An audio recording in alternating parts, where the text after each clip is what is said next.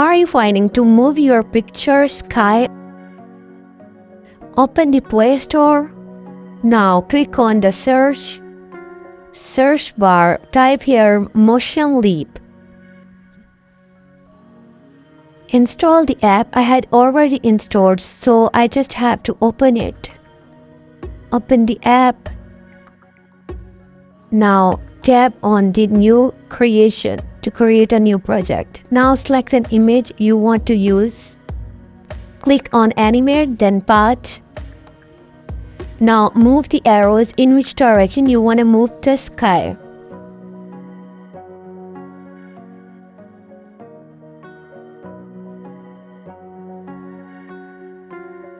Now here's one problem. The picture is moving off whole. Now I have to freeze it.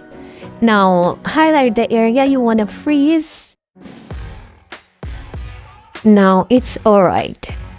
We can change the speed of the movement. Now tap on export. From here you can change its duration and quality too, but frame also, but I want to keep original one. Okay, now export it.